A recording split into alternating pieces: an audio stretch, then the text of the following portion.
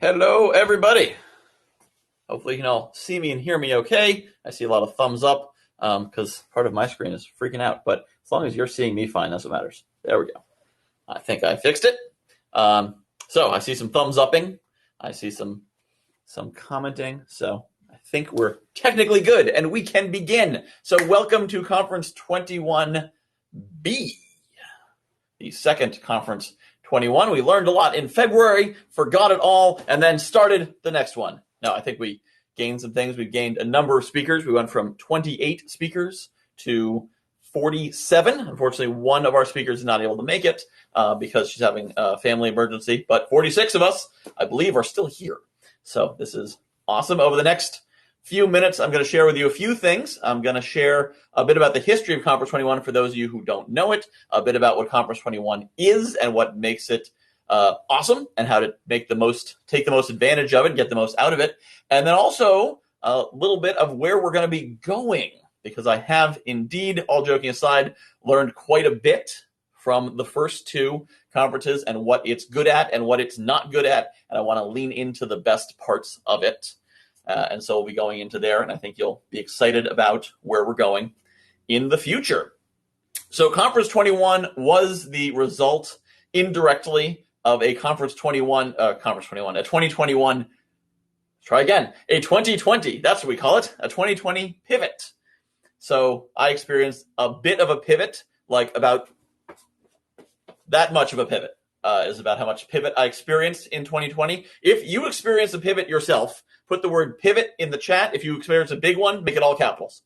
So if you experience a pivot in 2020, just put the word pivot in the chat. Oh, I see capital. Oh, that's capitals, a bunch of exclamation marks. A lot of pivots, pivot. Yes. 2020 was quite a year for many people. A lot of adjustments. Some were small, some were big. For me, 2020 wasn't really a shock.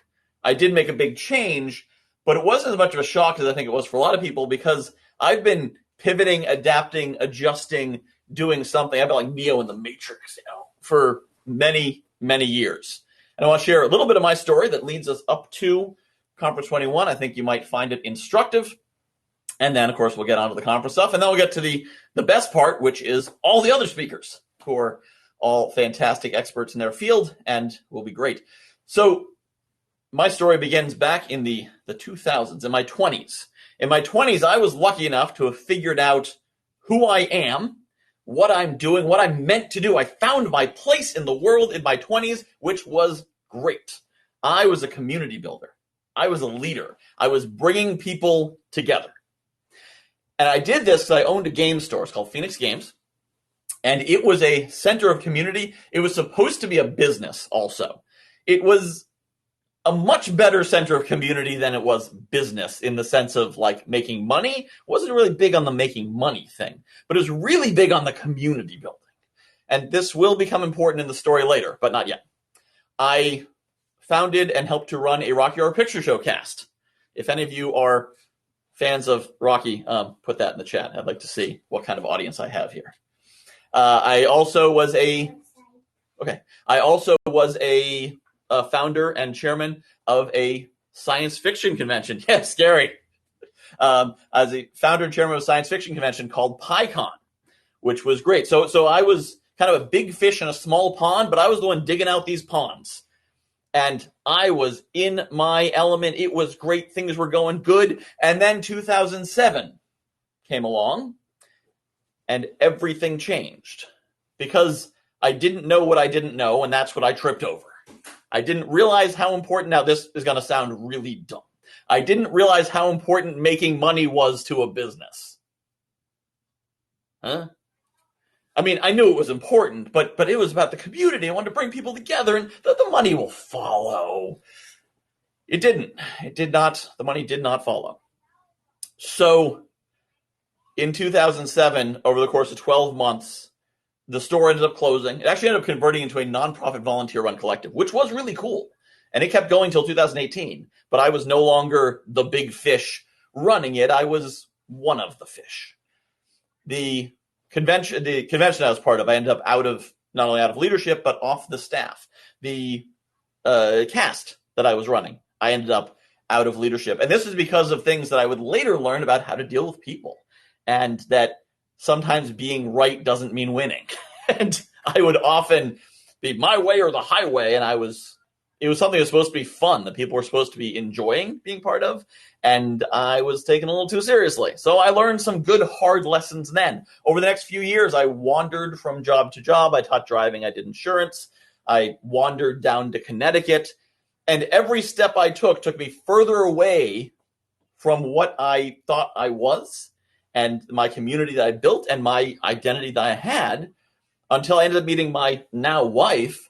And being with her, in retrospect, was a very good choice. But at the time, I had to make certain lifestyle changes. And if you ever want to know about those, come out, buy me a beer. I'll be happy to tell you all about them, but they're not appropriate to this conversation. But I had to make certain lifestyle changes that at the time I was quite uncomfortable with. They were big. I wasn't quite sure who I was, and I was making all these adjustments. And I got to the point where it's almost like if you're walking on a high ridge and the ground gives way and you and they're sliding down, and you can either try to grab something and stop and pull your shoulder out, or you can just say, all right, looks like we're sliding. Let's just see what happens. Oh, tree coming, better get out of the way. Oh, rock coming, better roll this way. And that's kind of how I started approaching life. Things would just happen. I'd just say, okay, what's next? Oh, this job isn't working out. I'm getting another one. Cool. What's next? Oh, this organization's collapsing. Cool. What's next? In 2018, we had built a community. Well, the community someone else had built. We've become part of it. And that was kind of our social life. We had a lot of friends there. We were a big part of it was an organization that ran geek events. You'll hear a lot of geek themes here. There's organization ran geek events, and we ran some of the departments and whatnot. And the company imploded spectacularly. There was this just huge mess with people at each other's throats and allegations, and the owner had done this and that, and no one knew what was going on. No one could tell who their friends were anymore. It was a mess, and we ended up completely out of that. But for 9 months, we were in the situation where we didn't know who we could trust. We didn't know who our friends were anymore, and it was crazy. So when 2020 came in March and everything went to the pandemic, I said, oh, so pandemic, got a lockdown, got to change the way I do my business. All right, well, cool. What's next? What's the next pivot we need to do? What's next? I've been pivoting for 10 years. I think the people had the most trouble going into 2020 were the ones who didn't have the benefit of instability before that. If you had a stable job for the previous 15 years and then the pandemic hit, you don't know how to pivot. You're not used to it. It's going to freak you out.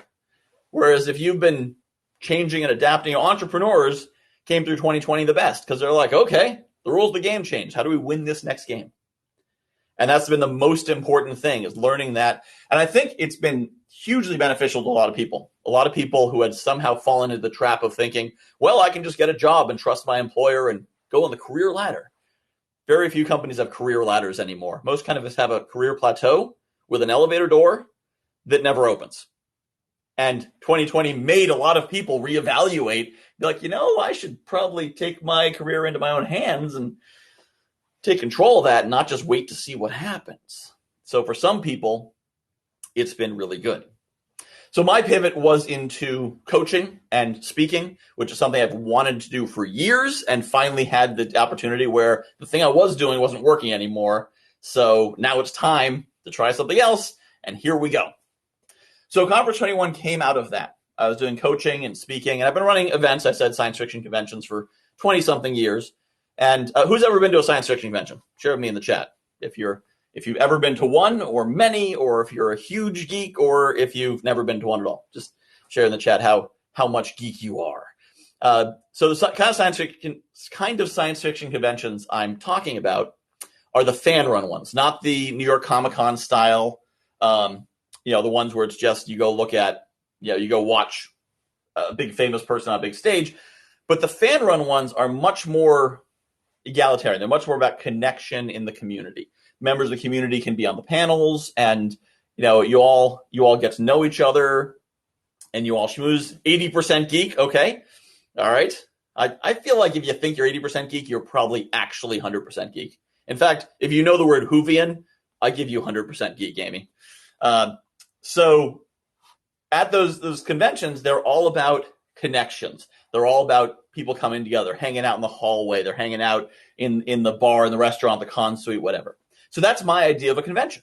And then when I went to business conventions and business conferences and business events, again, the value I found was hanging out in the hallway. Sure, seeing the speakers, great. You learn something from them. You take some gold nuggets. And then you turn to the person next to you and say, hey, what did you think about that? How did you take that? And you learn that way. And the value I take from these events was the connections, the business cards in my pocket of people I'd gotten to know over the course of the day or the week or the weekend or whatever it was. Is the human connections is really the value I found in those.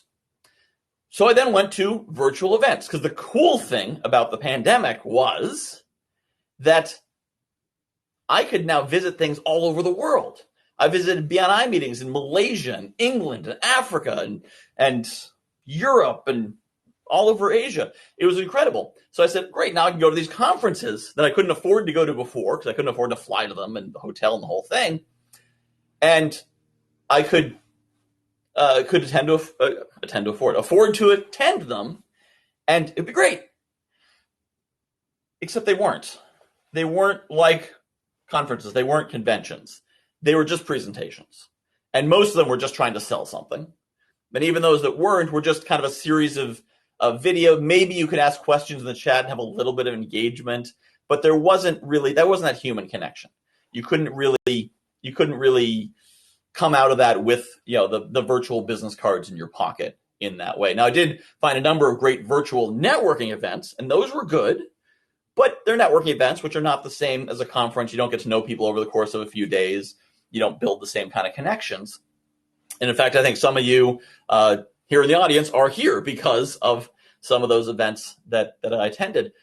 But they're networking events. They're not the same as conferences. So I said, if I ever run a virtual conference, if I were to do that, hypothetically, I would have something called the hallway. I would make a separate Zoom channel, because back then I was thinking Zoom. I'd have a separate Zoom channel. I'd call it the hallway. And in the hallway, you can mix and mingle and get to know people. And you could go there in between talks, or if there's no talks that are interesting, you go out there. And it would give you that chance. So this was a thought that I had in my head. And then there was a second seminal moment, which led to this conference happening during my pivoting experience back in the fall. And before I get to that, I just want to ask you a quick question of the audience, because a lot of people said you pivoted. I saw a lot of pivots. And I want to do a quick poll on a scale of 1 to 10 of how your year was pivot and all for you, not for the world, because stipulating it was a pretty bad time for a lot of people, but for you individually, where 1 was it was an absolute nightmare that I want to forget, and 10 is it was amazing, and if I could do it again, if we could have another pandemic for another year, that would be great, because I've learned so much, I've grown so much, it's been incredible. So on a scale of 1 to 10, just share in the chat. So 70 says shaky but successful. So that's certainly the story of pivots for a lot of people. Anyone else want to share in the chat? 8, good. I'd say mine. I'd probably say 9, actually, because I've learned so incredibly much from this time. And one of the things has been got the T-shirt but don't want to revisit. Amy says, love my pivots. They're all taking flight now. 10 but don't want to do it again. Love it. And a great chance to regroup and plan for the future, says Nancy. Love that. Yeah. So besides the fact that it opened it up for me to be able to finally follow my own calling, I also got to grow a great deal. And a lot of that has been because of Conference 21, which I'll speak a little bit more about in a moment, and how that's really informed where Conference 21 is going in the future. So the second seminal moment in the history of Conference 21 was a conversation with Amy Flores-Young, who is in the audience right now, in which we were just kind of talking as a one-to-one, and kind of as a joke, the idea came up of, this is November of 2020. Now, if you remember November, there's a lot of jokes about, 2020 is the cause of everything. And as soon as this godforsaken year is over. When the ball drops, everything will be better. 2021 will solve everything. We will not have problems anymore in 2021. Anyone remember that time of innocent foolishness? So at that time, I said, what if we had a conference shortly after 2021 starts, an event that celebrates the 2021-ness of 2021? We could call it Conference 21. We'd have 21 speakers, charge $21, make the date February 20th and 21st, 2021, which is literally why Conference 21 is on the weekend and not weekdays. Because I was really up in the air. I was like, should it be weekends, weekdays? I don't know. Well, the 20th and 21st is a Saturday and a Sunday, so let's do that and see what happens. So there we are. So that is the story of how this conference got started. It's half a joke. And I honestly thought that shooting for 21 speakers, I'd put out a call, I'd get maybe 10 or 14, and then have to claw and beg to get the last few in there. Well, I put out the call and let people know we were doing this. And 28 applications came in. 28 great applications, not just like, I don't know about that guy. 28 people who I looked at and said, I want them in my conference. And a few more came in after that. And I realized this is more than a joke. This is a thing. I made a thing. And as we built it, and as we started having the speaker Zoom calls and getting people together and having those conversations, I realized we were building a community. It wasn't just a conference, it was a community. And I was getting to spend time with all these great people and learn from them. And it was really cool. And when I say I've learned a lot, I credit a great deal of the growth I've had, the personal development I've had over the last year, to being the chair of Conference 21. Being surrounded by all of you. You know, they say you're the average of the 5 people you spend the most time with. Well, through the Zoom calls and one-to-ones and the weekly roundtable and the conference itself, I've spent many, many, many hours with many, many, many really awesome people. And I've learned a lot and gained a lot. And so as I've developed the conference, the mission has always been to share as much of that experience with as many people as possible. That's really always been the goal. So the conference as it is not your typical, you come here, give your talk, and collect a whole bunch of email addresses to put into your sales funnel kind of conference, which unfortunately is what a lot of things online are. And those things have their place. They're a business development tool, and maybe you'll get some clients and sell your course and whatnot. Those are great for what they are. But those aren't what I'm excited about. What I'm excited about is a conference where you can meet people and hand them your card virtually, or make that connection with them and make live human connections. And that's what I'm finding as I talk to the speakers from the February event and say, what did you get out of it? And they said, oh, what I got out of it is I met this person and this person and this person and this person. We're doing this collaborative project and I learned this and I hired them for this and they're going to help me with this. That's the value that the people who were at the first conference are getting from it. And that's the thing to lean into.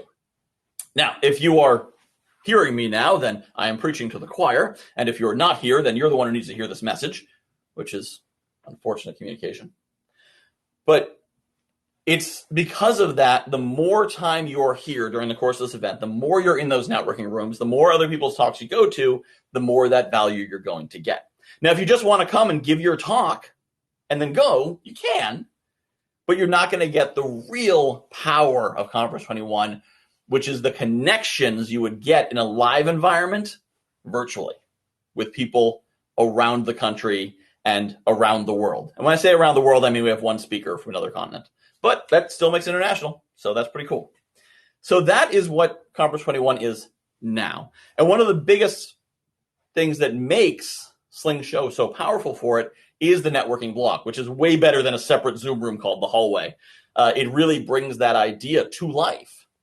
And I want to share one bit of etiquette around those, because sometimes people are unsure about kind of what the etiquette is with those rooms. So the etiquette is it moves freely. Think of it like a cocktail party, like a business after hours, where you can just mingle in and mingle out and mingle in and mingle out wherever you want to go. So if imagine you're at a cocktail party and there's some people talking and you're here and you're kind of in the conversation, but not really. They're really having the conversation. You're just kind of observing it. In that situation, you might just kind of give them a little nod and go on and go have a conversation somewhere else. But in a virtual room, sometimes it feels awkward to do that because you're all, face to face with each other. And if you click out, is that rude? So I'm telling you right now, that is okay. If you're not actively engaged in the conversation, you do not have to interrupt them. You don't have to say, I'm going to leave. No need to. You can if you want, but you don't need to. If you want to go to another table, just go to the other table. Not a problem. As they joke on the internet, this is not an airport. You do not have to announce your departure. You can just off to the next one, and that's totally fine. So important piece of etiquette, feel free to move around freely with wherever. And the really cool thing is, you may be aware, hopefully you know this, if you're at a networking event, you do not want to be doing this thing, right? You don't want to be talking to someone and then looking around for someone more interesting. Slingshow lets you do that without anyone knowing you're doing it. How cool is that? In the lower right corner, I think I'm pointing to the right, lower right corner, where the clappy hands and the thumbs up is on this mode, there is a view conversations button. And if you click that, it will pop up the table view without taking you out of the room you're in. So you can look around, see who else is out there, what else is going on, is anyone else you want to catch before the session ends, without leaving the table you're currently at. So again, it's online. It's perfectly polite to do that. It is great. Nobody realizes you're looking around for more interesting conversation. So, and it doesn't mean the person you're talking to isn't interesting. It might just mean they're in a conversation that's not your conversation. That's fine. That's how networking works. So that's just a quick bit of technical tips. Now, I would like to share with you where Conference 21 is going in the future. I mean, it's already pretty futuristic. It's a virtual conference where we're connecting from across the country through computers live for $21, which is crazy. But there's even more future to come. So who is excited to hear what Conference 21, where it is going in the future? All right, I see some thumbs ups. Anyone saw say something in the chat? That's fine. Whatever. I see a couple. I know a few of you are awake. Most of us want to make sure you're still paying attention. Good. A few of you are still paying attention. I'm going to tell you what the plan is for the future. So Conference 21 in the event has proven to be very good at one particular area and not quite as strong in another area, which was a bit of a surprise. In retrospect, it wasn't, but it was a bit of a surprise as it developed.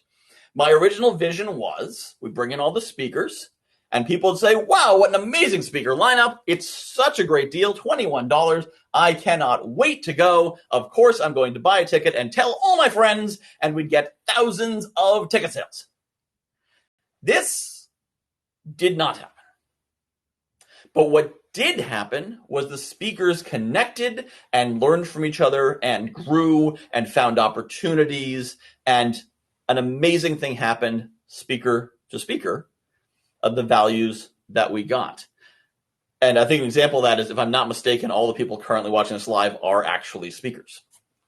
So I realized that the speakers were the stakeholders. Now I had a model for this already, because when we ran PyCon, we would have 50 panelists and we'd sell about 150, 200 tickets, which made for a really great event. Because for the panelists, they loved it because they got to hang out with other panelists without all the pesky attendees around, ask them questions and getting autographs and all that. So they could hang out with their panelist buddies. And the attendees loved it because they could go to a panel with 4 of their favorite authors, and there's 4 other people in the room, and basically get a private panel with these people they would normally never get to talk to, let alone sit with for an hour. So it was really cool. And I realized Conference 21, same deal. All of our speakers, because it's a diverse audience, can learn from each other. It's not like it's a marketing conference and everyone's a marketing speaker, and so you're all marketing. We have so many different people. We have coaches of different kinds, mindset coaches, business coaches, health coaches, wellness people, travel people, technical people, science people. Just such a great diversity that there's things you can all learn from each other, all gain from collaborating. Speakers can hire each other. Like at a marketing conference, chances are two speakers aren't going to hire each other. Doesn't make sense. They're both marketing people. But if one to use wellness and one to use travel and one to use a mindset coach, you all have services the other ones might need. That's really powerful. That's huge. And that is the real power that Conference 21 has. So I realized early on with the first one, when we had the 31 speakers, I said, if we don't sell any tickets, this could still be a great event because the 31 are going to get to know each other. Now we have 47, and I'm seeing that more and more and more. And then with everything going on, at one point I had this moment of, do I even want to keep doing this? All right, it's not really making me a lot of money, and it's a lot of work.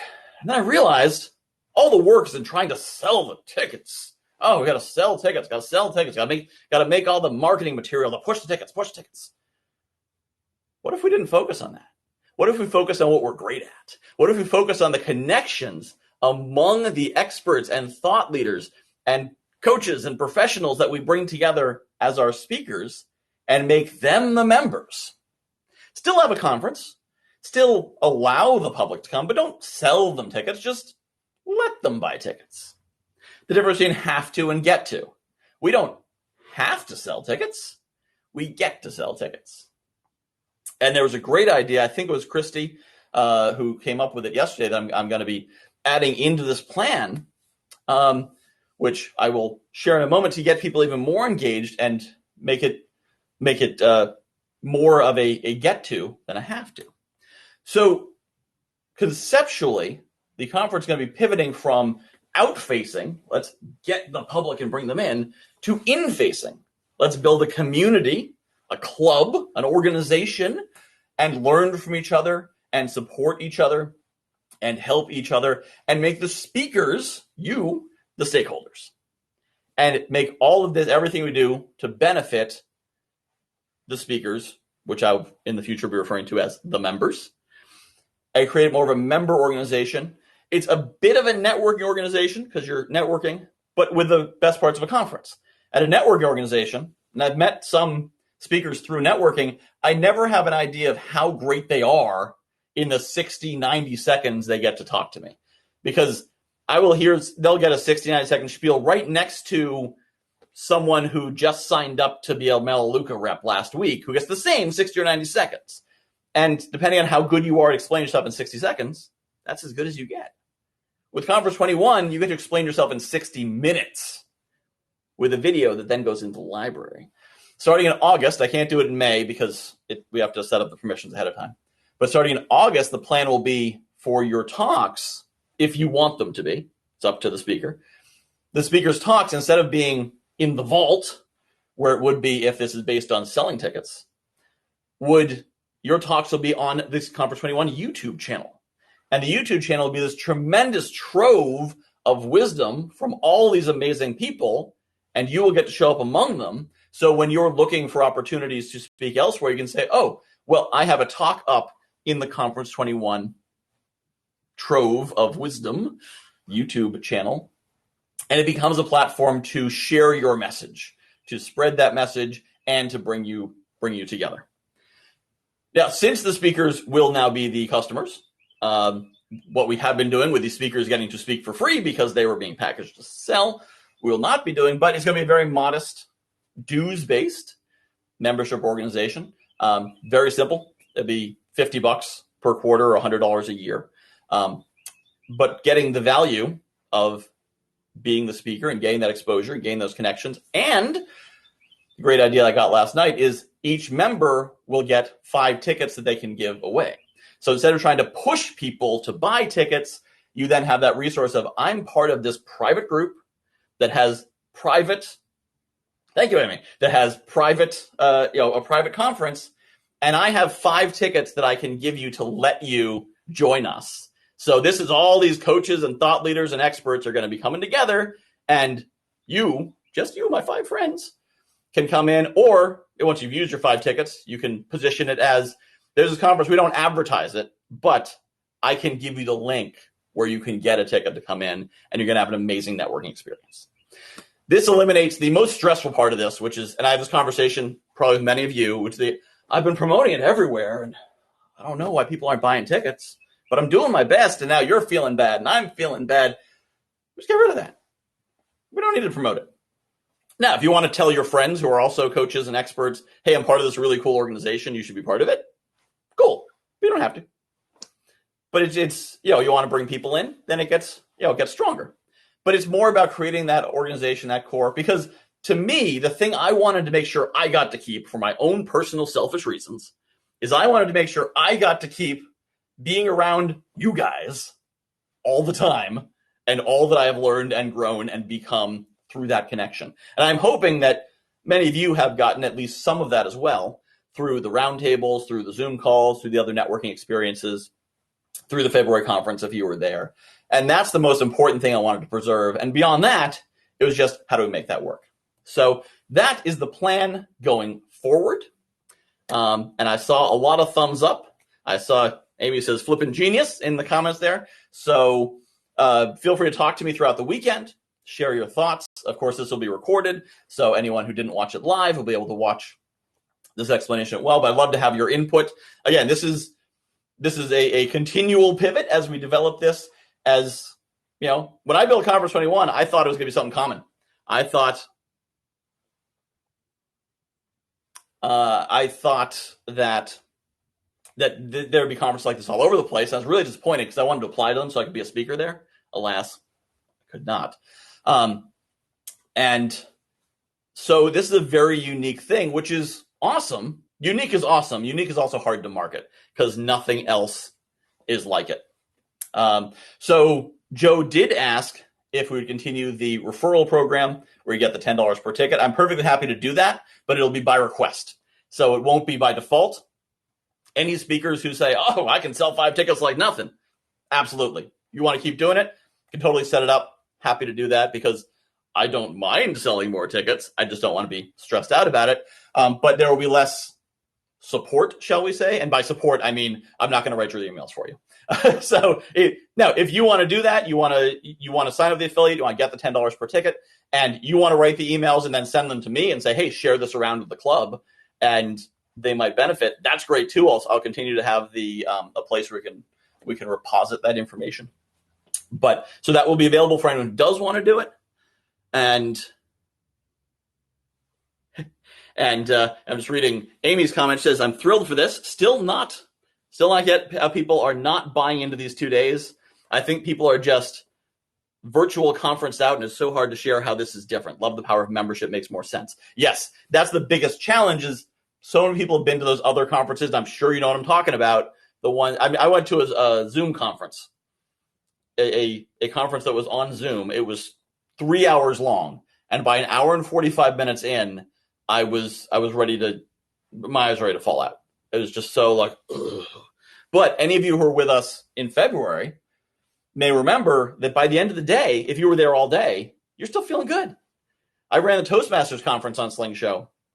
Their district conference was 8.5 hours long. And by the end of the day, I got up and I said, hey guys, you realize you've been on here for 8.5 hours? And in the chat, they're like, no, wait, no. They're doing the math like, oh, wow, really? Because it doesn't feel like a virtual conference. Because, surprise, surprise, when the whole world launched virtual, nobody knew what they were doing. Or they did know what they were doing, but what they were doing wasn't trying to create an experience. What they were doing was trying to create a sale.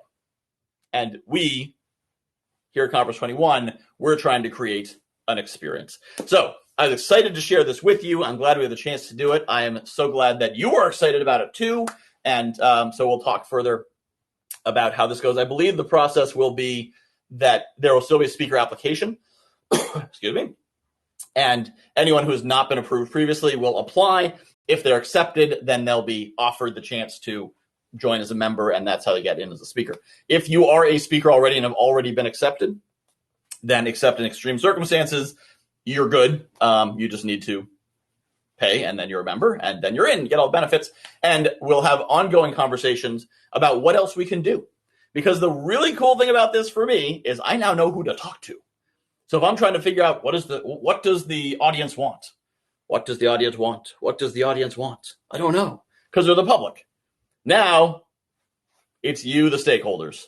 So if you have an idea, hey, can we do this kind of live thing? Can we do this kind of networking thing? Can we do?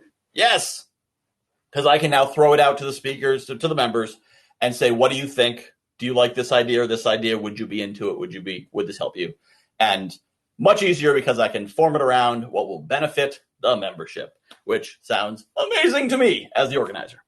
So that is what we're doing. That is the exciting news to get you fired up. All right, who is excited for Conference 21B and seeing some people and meeting some people and learning some things? Click on those little things in the corner if you are. Yes, I see some thumbs and some hands and some hearts and all kinds of good stuff.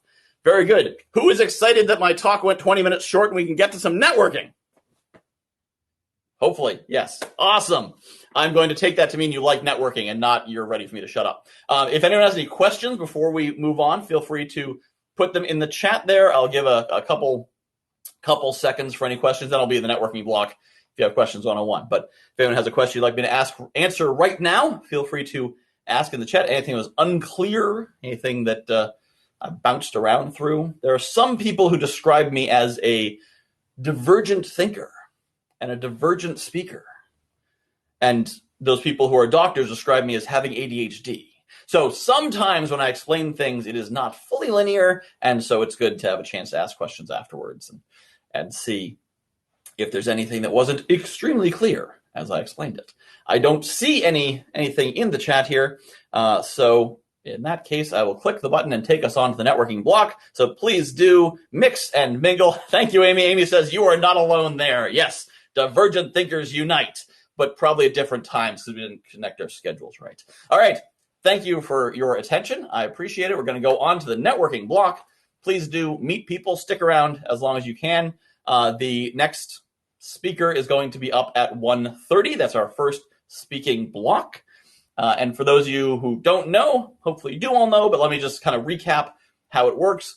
As we go from segment to segment, the event will automatically whoosh, pull you from one thing into the next.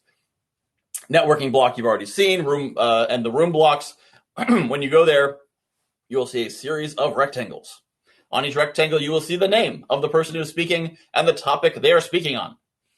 You can click on there and you will go whoop, into their room. You may then click leave room and you're out of their room. I believe they get a notification when you enter, but not when you leave. I'm not sure. But one of the great things with Slingshow is you can quietly leave a room. Who here's had the experience when you're at a hotel event and you slip into a room and then you realize, it's not my thing. You go to leave and it's got one of those panic bar doors. And when you push it, no matter how slow or how gentle, it goes, ka-thud. No ka-thudding doors here. So obviously, if you find something interesting, you should stay and engage and ask questions and do everything. But if it's not holding your attention, it's okay to go. You know, some people, especially us divergent thinkers, might pop from room to room just to kind of keep our minds engaged. That's okay. But I expect that a lot of you will get fully locked in all these conversations. And don't worry about what you're missing, because as you are at one talk and there are 5 others going on, they're all being recorded. So you'll be able to watch them later.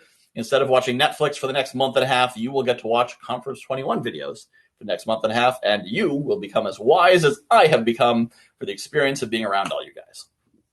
So let's hit the button, go on, do some networking, so I don't see any questions, and I look forward to seeing you in the networking room.